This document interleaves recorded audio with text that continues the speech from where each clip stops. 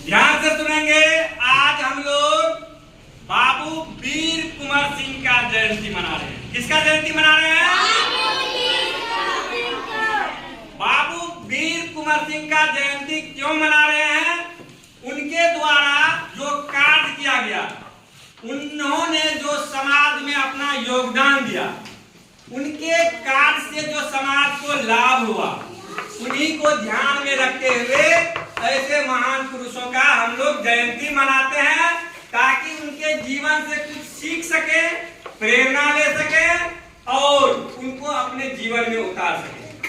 तो बाबू कुंवर सिंह के जीवन के बारे में संक्षिप्त जानकारी हम लोग प्राप्त करते हैं। बाबू कुंवर सिंह का जन्म 1782 ईस्वी में जगदीशपुर नामक गांव में हुआ था, जो कि आरा जिले में पड़ता था।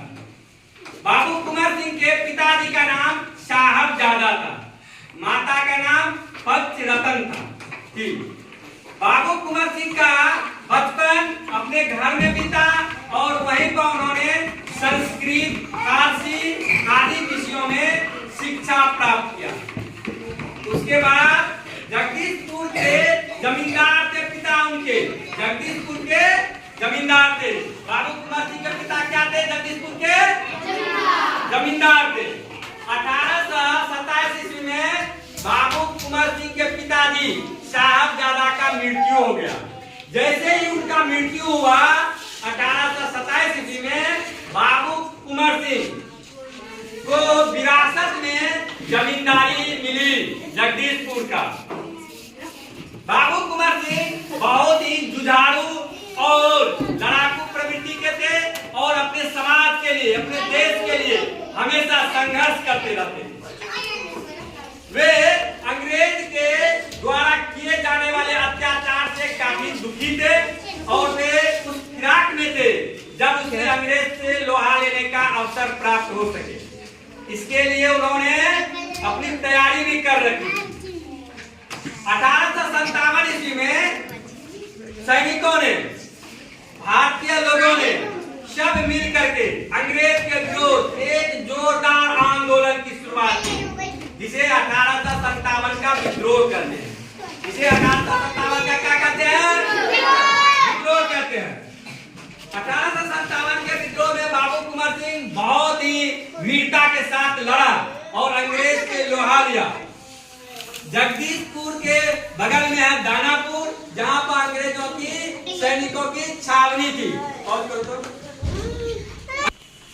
और उसके बाद दानापुर के सैनिक भी विद्रोह किए और बाबू कुंवर सिंह के साथ मिल गए और उनको अपना भरपूर समर्थन दिया।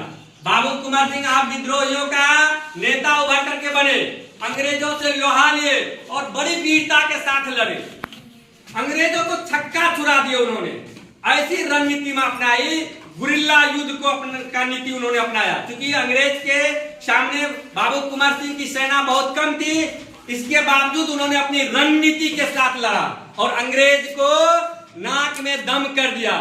कालपी पे, आजमगढ़ पे उन्होंने धावा बोला, आजमगढ़ को अपने अधिकार में भी ले लिया। वे तात्या तोपे से भी मिले और नाना साहब से भी मिले। इस तरह से बुलंदियों पर अपने विरोध का झंडा को रखा।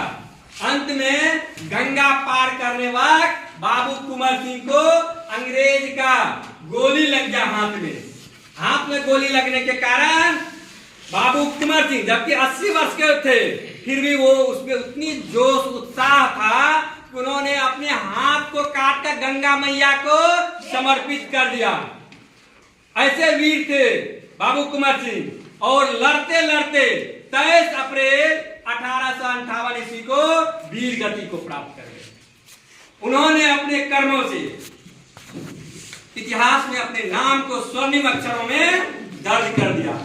हमारे देश की आजादी के लिए उन्होंने जो बलिदान दिया, उसी सम्मान में आज हम लोग ऐसे वीर सपूत के, भारत माता के ऐसे वीर सपूत का जयंती मनाते हैं। तो आज के लिए इतना ही, धन्यवाद।